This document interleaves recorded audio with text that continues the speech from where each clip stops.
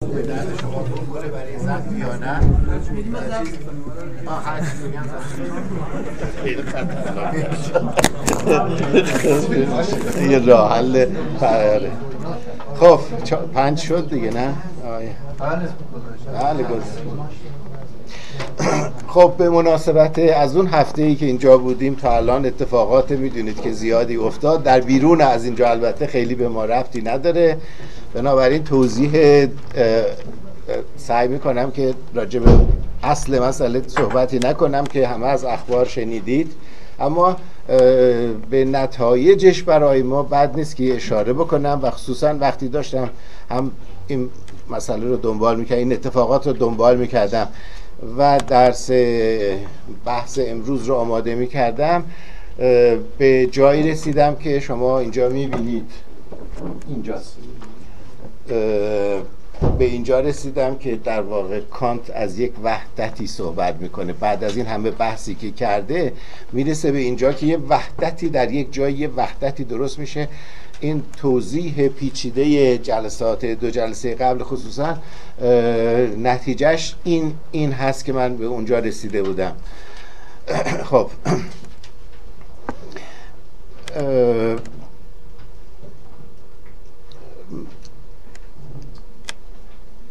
ایدئالیسم آلمانی که موضوع بحث چندین ماهه من اینجا هست، که به کرات اینجا گفته شده که از نظر نظام مفاهیمی که ایجاد کرده بسیار مهمه برای فهمیدن دنیای جدید و مهمترین مفاهیم در واقع فهم دنیای جدید رو هم در این جریان فکری از کانت تا هگل این مفاهیم تدوین شدند.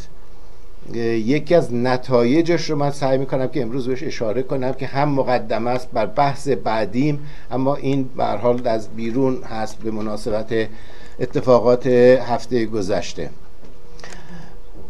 تمام بحث ایدئالیسم آلمانی در نهایت منجر میشه به این که این وحدت در دنیای جدید رو به چه صورتی می شود درست کرد.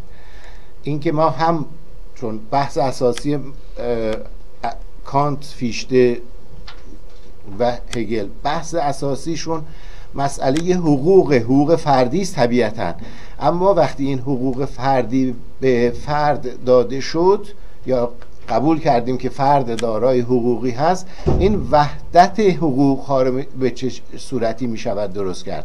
خب این یه مسئله خیلی پیچیده است. همه چیزها هم، همه این نویسندگان مهم هم راجع به این مسئله بحث کردن. از همین کلمه اینجا، این یونیویی که یا یونیون انگلیسی که اینجا ظاهر میشه، از اینجا به بعد این یه مسئله خواهد شد. حالا اصل بحث رو من بعداً خواهم آورد، ولی مقدمات من الان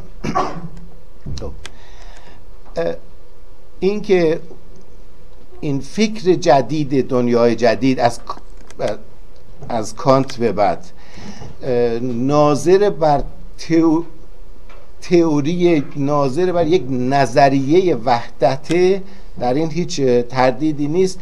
اینکه چرا البته در آلمان این مسئله مهم میشه، فرض کنیم در نویسندگان انگلیسی نیست، در فرانسه هم بسیار کمتر از اینه، اگرچه در روسو و اینا به نوعی هست، اما چرا آلمان مهمه؟ خب اونم یک مسئله است و فعلا من وارد اون بحثم نمیشم.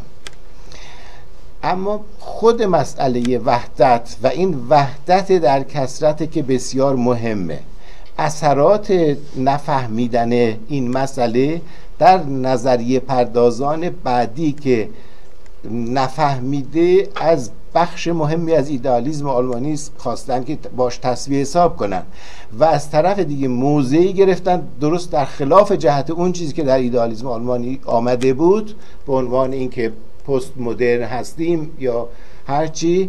خب این تالیهای فاسد بسیار مهمی رو به دنبال داشته. یه موردش رو اینجا ما الان میبینیم در شرایط کنونی. این که البته خب اینایی که اومدن بمب گذاشتن از کجا آمده بودن، چرا اومدن، من هم با اونا هم باز کاری ندارم. مسئله امنیتی، پلیسی و نمیدونم وارد مسائل درونی فرانسه است که خیلی بر من مهم نیست. اما اتفاقی که افتاده و اینکه این نظریه خیلی مهمه و در آلمان همین نظریه داده شده، ما میتونیم یک استفاده جنبی خیلی مهمی از اون بکنیم. اینکه در جهان بیرون جهان ایرانی میتونیم بگیم این اتفاق میفته، یک دلیل بسیار عمده داره که ربط پیدا میکنه به این ایدئالیسم آلمانی و اینکه در ایران به این صورت لااقل نمیتونه اتفاق بیفته یا تاکنون اتفاق نیفتاده بهتره بگم. اون هم خب برمیگرده به مسئله تاریخی ما که خب راجع به این میخوام یه توضیحاتی به این بدم و اشاره. خب جهان اسلام مثل بخش مهمی از اروپا که امپراتوری مقدس رومی ژرمنی بود، در یک جایی متلاشی شد اون امپراتوری و از درون اون گروه‌هایی در مناطقی در نواحی یا بخش‌هایی از اروپا ظاهر شدند که بعدها به اینا گفتن نیشن یا ملت به زبان به فارسی. بعد اینها دولت‌ها هر کدوم دولت‌های خودشون رو ایجاد کردن و شد دولت‌های ملی. این در مورد اروپاست، با این من کاری ندارم. اما در جهان اسلام چه اتفاقی افتاد؟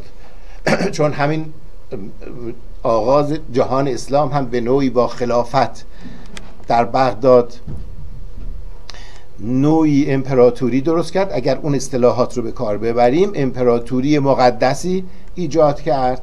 میدونیم که ایران بسیار زود از این خلافت خودش رو کشید بیرون، با تجدید زبان فارسی، نمیدونم با فرهنگ ملی امروز میتونیم بگیم، با اینها خودش رو کشید بیرون. ایران نه عرب شد، نه به معنایی که بقیه بخش‌های جهان اسلام مسلمان شدن و نه به اون صورت مسلمان شد. حالا بعضیا گفتن اسلام ایرانی، اینا فعلا با اون کاری نداره.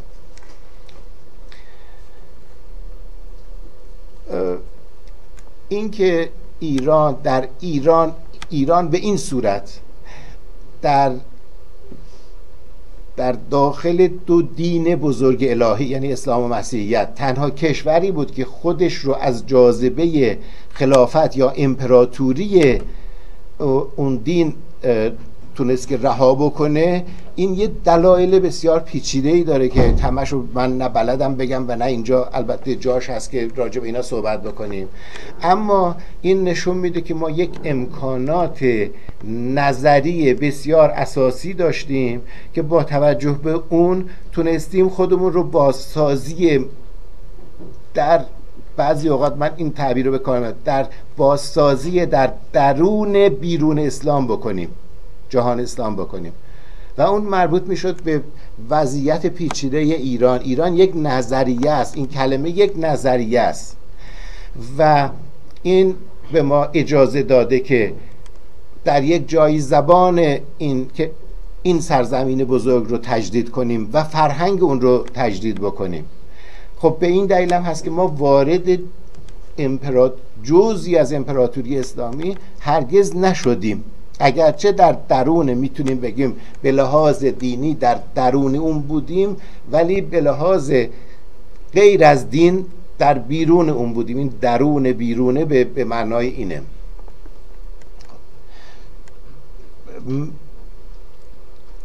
ما چیزی رو تجدید کردیم که به اصطلاحات زبانهای جدید مشکل گفتنش. یعنی ما ملت ایران رو تجدید کردیم، سرزمین ایران رو تجدید کردیم، زبان و فرهنگش رو هم تجدید کردیم. اما هیچ کدوم از اینها چون به طور طبیعی اینطور برای ما در گذر تاریخ اینطور انجام شد، اینها نیازی به اصطلاحات خاص پیدا نکردیم. اگر مورد همین اروپا رو در نظر بگیریم که اول میگه یک امت رسپوبلیکا کریستیانا، جمهوری یا یعنی نظام سیاسی امت مسیح.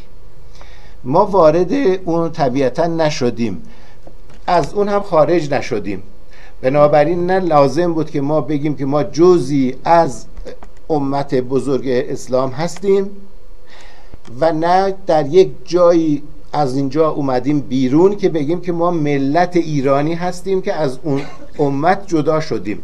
این اصطلاحات رو ما به کار نبردیم چون ضرورت تاریخ بر ما اینجوری در واقع رقم زده بود. به عبارت دیگه ما ملت ایران نداشتیم، اگرچه ملت ایران 14 قرن بعد از دوره اسلامی هم ملت ایران موجود بود، وجود داشت. ما کلمه ملت رو به این معنا به کار نبردیم چون ضرورتی نداشت. وقتی میگفتیم ایران، این ملت در داخل اون مفهوم بود. این مفهوم ایران اگه بخوایم اشمیتی بگیم مفهوم پرگننته، یعنی آبستن مفاهیم بسیار دیگره. این در اول رساله الهیات سیاسی اشمیت اومده. مفهوم پیچیده است. مفهوم ملت هم در داخل اون بود، وحدت ملی هم در داخل اون ایران بود. بنابراین ما به اینا نیازی به این مفاهیم جدید پیدا نکردیم. این ملت دولت خودش رو هم داشت و چون دولت خودش رو به طور طبیعی داشت و در خلاف جهت امت اسلامی در واقع دولت خودش رو درست نکرده بود، بنابراین مفهوم دولت رو هم در معنای استیت هیچ وقت ما بهش نرسیدیم، اگرچه این دولت اونجا بود. این در مسیحیت به این دلیل در یک جایی در قرن 16 15 16 این مفهوم ملت، بعد دولت ملی از این حیث اونجا تدوین شد، این مفهوم نظریه پردازی در موردش شد که اونها از یک چیزی آمده بودن بیرون، باید هویت، امروز میگن هویت جدید خودشون رو باید تعریف میکردن و با این مفاهیم تعریف کردن. ما اصلا وارد نشده بودیم که بیرون بیاییم که خودمون رو نیاز به باز تعریف داشته باشیم. این وضع ایران. اما از وقتی به جهان اسلام میریم، جهان اسلام میدونه که بقیه کشورهای دیگری که کشورهای مهمی که بعضی هاشون به اندازه ایران نباستان مهم یا بیشتر مهم بودن، مثل مصر، سوریه و غیره، این مجموعه وارد داخل امت شدن، همونطوری که مناطق ژرمن نشین و فرانک نشین و نمیدونم چی نشین در اروپا وارد جمهوری مسیحی شده بودند. به یک معنا هویت باستانی خودشون رو همینا در داخل امت مسیح از دست دادند.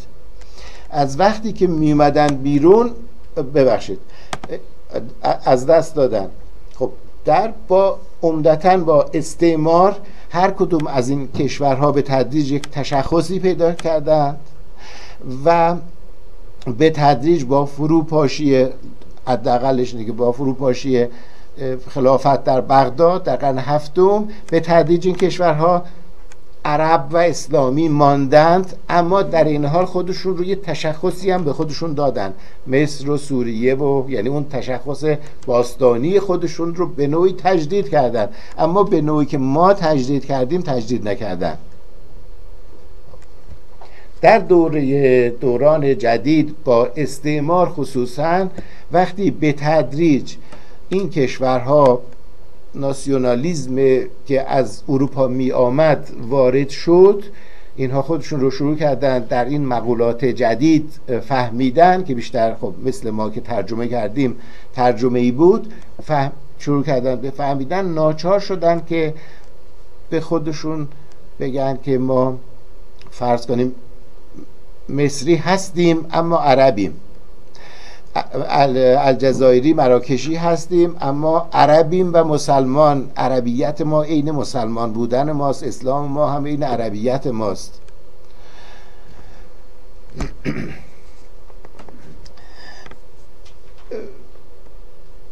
تا این سالهای اخیر، دهه‌های اخیر که روشنفکری عرب سعی کرده که یه ایدئولوژی عربی درست کنه و یک داستانی برای خودشون درست کنن که ما تافته جدا بافته بودیم در جهان اسلام.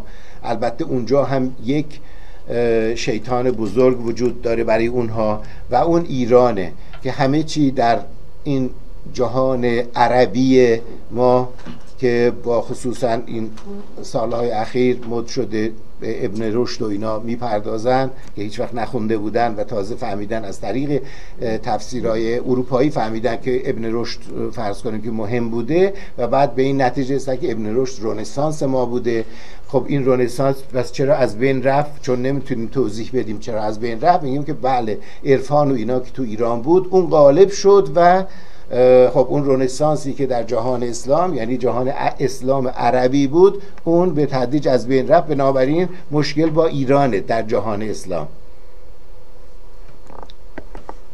اما چیزی که اونا متوجه نشدن و این رو آدم بعضی اوقات هم که این ور اون ور میبینه، عملا وقتی با من در یک کنفرانسی تو برلین حدود 12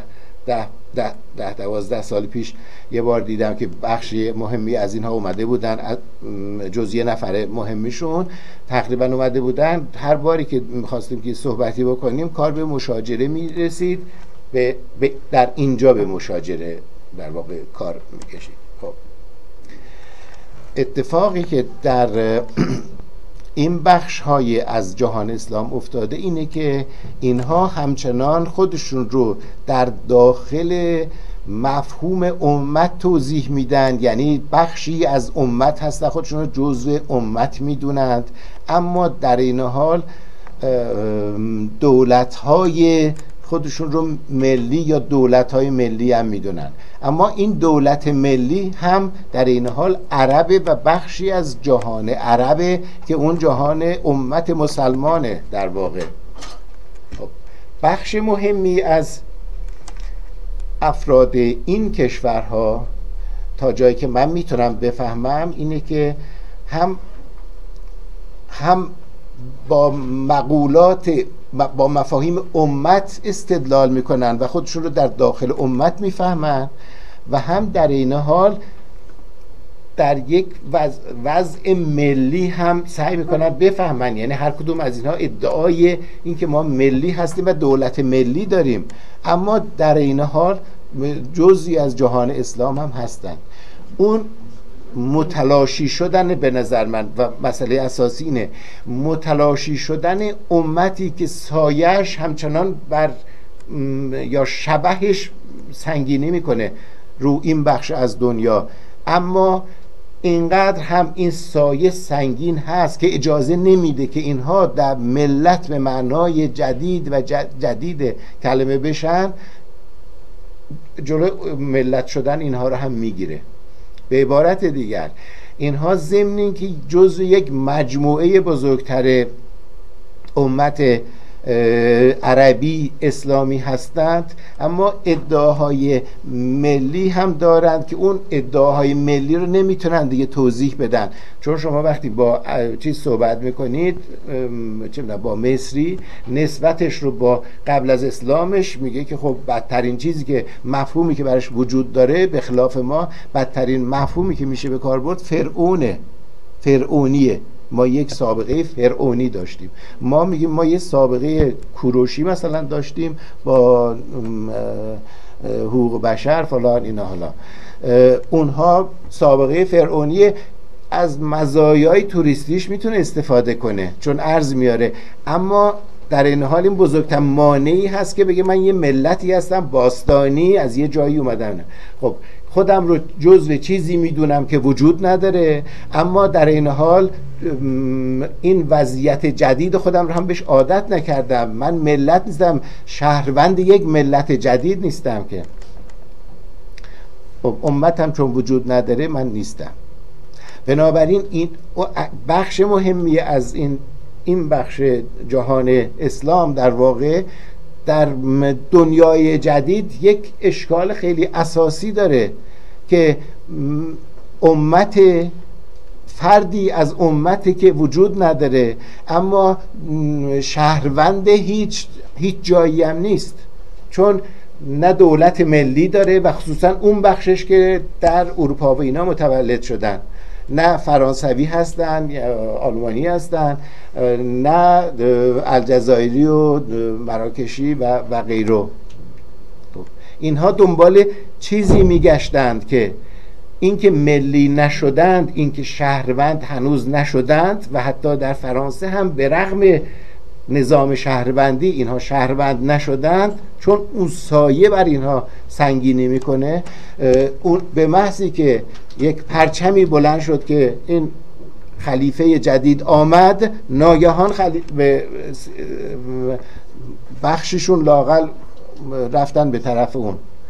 این فکر کنم عبدالرزاق اگر اشتباه نکنم میگفت که اصلا مگه میتونه آدم، یه اوایل قرن یکی از ایناست یا رشید رضاست یادم یکی از ایناست، میگه که مگه آدم میتونه فکر کنه، مسلمان فکر میتونه بکنه که خلافت نداشته باشه؟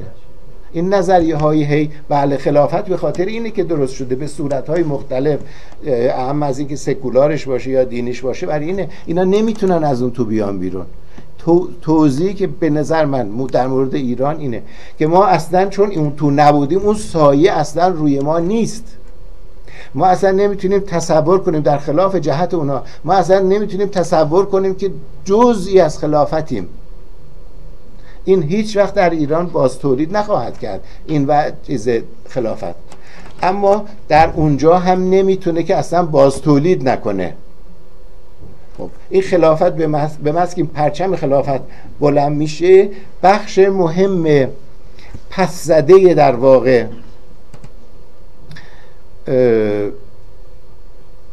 محله های حاشیه‌ای شهرهای بزرگ اروپا اینها را میفتن و مسجدهای متعددی که عربستان سعودی هم درست کرده، که البته خب وضعیت عربستان سعودی این که متاسفانه در رأسش نه شعوری هست نه آدمی توش هست، یه چیزای خیلی ابتدایی درست کردن ولی اون چیز که سرشون میبندن که اجازه نمیده که فکر جدیدی این تو بره و نمیدونه که این مسجدایی که درست میکنه مرکز مهم مخالفت با اونه، فکر میکنن که با اون بیعت خواهند کرد، نمیدونستن که با ابوبکر بغدادی بیعت خواهند کرد. اینا امید بر این بود که با ملک نمیدونم چی الان سلمان با اون بیعت خواهند کرد. خب و این اتفاق نیفتاده. خب الان مسئله پیچیده است، هم برای اروپایی ها این مسئله شده، هم برای بخش مهم جهان اسلام. برای ما هنوز مسئله نشده، اما من فکر میکنم که و فکرم نمیکنم به اون صورت که در اونجا مسئله شده، اگرچه نخست وزیر بود اگر اشتباه نکنم، نخست وزیر عراق هست، گفت که ما اطلاعاتی پیدا کردیم و دادیم که ایران و فلان و فلان جزو مناطق هست که اینها میخوان اونجا اتفاقی بیفته. فکر میکنم که به این صورت لااقل به این صورت که اروپا انجام شد در سوریه و در عراق، حتما در اینجا نخواهد شد. اما مانع از این نمیشه که ما هم ویژگی خودمون رو بدونیم و هم اینه که بدونیم که در اونجا چه گذشته. خب توضیح من در مورد اونجا کافی است، من نمیخوام که راجع به این مسئله بپردازم، اما این مقدمه طولانی برای اینه که بگم که وضعیت وحدت تاریخی که ما تونستیم اینجا ایجاد بکنیم و به نوع یک نظریه وحدتی ما داریم که در ادب ما، تاریخ ما و فرهنگ ما همه جاش به نوعی حضور داره و تا الان هم این دوام آورده، به رغم اتفاقات بسیار مهمی که افتاده، به رغم این سیل‌های متعددی که از چپ و راست ما آمده و ما از سر گذروندیم. اما یه اتفاق دیگه به نظر من میفته که بد نیست که بهش دقتی بکنیم و اون اینه که برای اولین بار با بحث‌های پست مدرنی که وارد شده و در آغاز صحبتم من گفتم که اینها در مخالفت با دستاوردهای بسیار مهم نظریه ایدئالیسم آلمانیه. این نظریه های پست مدرن از یه جایی به این کشور وارد شده و به تدریج کار اصلیش این هست که در واقع مثل تیشه‌ای هست به ریشه این وحدتی که ما تا کنون تونستیم که حفظ بکنیم.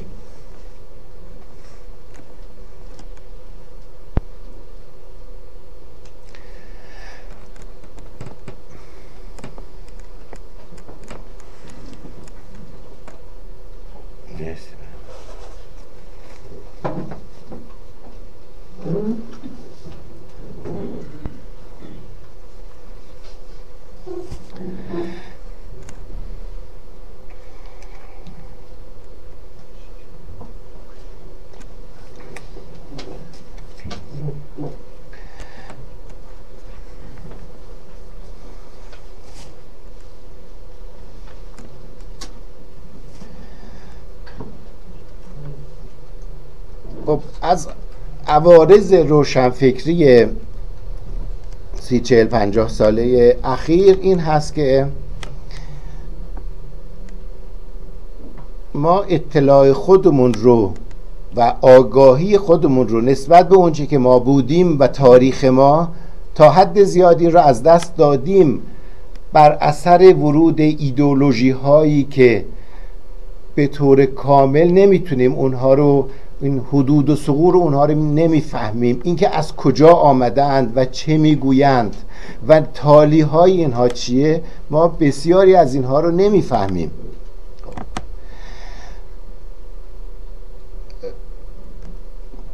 ایدئولوژی های جدیدی که علوم اجتماعی خونده های ما یا روشنفکرانی که اونها هم به نوعی بخشی از علوم اجتماعی هستند، به تدریج وارد کردند و شنیدند که در جاهای دیگری یا دیدن احتمالاً در جاهای دیگری که خب یک نظام واحد متحد یک کشور بحرانی درش ایجاد شده، همونطور که تو اروپا است بحرانی در ملت واحد بسیاری از کشورها ایجاد شده. خب نتایج اون بحثا رو فکر میکنن که به آسانی میشود وارد اینجا کرد و هیچ اتفاقی هم در اینجا نمیفته و بهتر بگم یا فکر میکنن که اینها بسیار وجیه المله، آدم رو وجیه المله میکنه که بگه که ما 40 تکه هستیم. معنیش اینه که تا کنون که ما کشور واحدی بودیم و یک ملت واحدی تونستیم ایجاد بکنیم در تکثر بسیار خودش، این امر بسیار بدی بوده. بهتره که ما دامن بزنیم به تمامی این کثرت هایی که در یک جای ادعاهایی دارن، چون یک بار اینه که یک کثرت هایی هست که در داخل اون وحدت این به صورت تاریخی ما اینطور بودیم، اما این که در یک جایی کثرت ها ادعای اصطلاح هگل اینه ادعای مطلق بودن بکنن، اینجا خطرناکه. این اتفاق این رو در ایران بهش دامن میزنن به نظر من. یعنی این که خب چون همه باید به زبان خودشون حرف بزنن، هم یه هویت جدا دارن، اون هویت جدیدم، اون هویت خودشون هم شخصی هم بسیار جدیده. یعنی شما از پدر بزرگ اون شخصی که ادعای هویت جدید میکنه بپرسید، میگه که من نفهمم نوام چی میگه. همه میتونن اینو تجربه کنن تو خانواده خودشون. اینها توضیحایی است که هگل داده بود، اما ما متوجه نشدیم که اینها چقدر مهم بوده و اونایی که از نوع فوکو و دیگرانی که خب اینجا مد هستن اینها رو گذاشتن کنار، متوجه نشدن که چه تالیه‌های فاسدی داره. اونجا البته این امکان پذیر نیست که چون در مقابل فوکویی که حرفای بی رفته از این قبیل میزنه، در مقابلش 10 نفر دیگه هستن که از یک چیز دیگری دفاع میکنن و نشون میدن که حرفای او یا امثال او بی رفته. اما ما در جایی هستیم که ما مرعوب آدمهایی هستیم که شعور و سوادشون بسیار اندکه و فکر میکنیم که و باد کردن اینا رو گذاشتن اونجا، یا خودشون رو باد کردن گذاشتن اونجا، فکر میکنم خبریه. خب ببینید هگل اینو توضیح داده بود قبلا، با خیلی های دیگه توضیح داده بودن، ولی اون در مورد خاص آلمان میگه که در آلمان همونطور که میدونید آلمان متلاشی بود. بعضیا گفتن که مثلا در زمان هگل یعنی در 1800 خورده‌ای آلمان 2000 تا واحد اون چیزی که بهش میگیم دنیای آلمانی 2000 تا دولت کوچک و بزرگ توش بوده. خب هگل وقتی راجع به این صحبت میکنه در یه رساله‌ای که خودش در زمان خودش چاپ نکرده بود ولی بعدها پیدا کردن چاپ کردن، یه 100 سال بعد از اونجا میگه آلمان دیگر دولت نیست، شتات نیست. و میگه چرا دولت نیست، تحلیل میکنه که چرا دولت نیست. دلایل مذهبی داره، نمیدونم دینی، فرهنگی، قومی، فلان فلان، زبان، همه اینا. اما یه چیز میگه که خیلی مهمه و میگه که در مقابل این عامی که اونیورسال، عامی که بود و وحدت آلمان رو درست میکرد، جزءها، پارتیکولارها، اینها جزءها هر کدوم ادعایی پیدا کردن در حد کل، ادعایی در حد کل. اون میگه مطلق شدن، خودشون مطلق کردن. مطلق از نظر هگل در آلمان یک چیز بود و اون دولت آلمان بود که همه این کثرت ها رو در خودش حفظ میکرد. اما میگه که هر کسی وقتی ادعا بکنه که دولت همانا منم، این معنیش اینه که این مجموعه فروپاشیده است و از وقتی که اینطور گفتن این فروپاشیده است. خب پیشنهادهایی داره که دولت راجع به این بعداً من صحبت خواهم کرد در مورد این. اما یکی از حرفهای هگل هم اینه که زور هم چیز بدی نیست. این زوره که میتونه زور دولت یا اقتدار دولتی که میتونه دوباره از اون بالا آلمان رو متحد کنه. خب اتفاقی بعد از اون، مدت‌ها بعد از اون با بیسمارک افتاد، شد آلمان کنونی. ما در روشنفکری ما از بسیاری از جهات در خلاف جهت اون چی که در اروپا گذشته داره حرف میزنه و اینکه تمام خاصها ادعای عام بودن رو میکنن.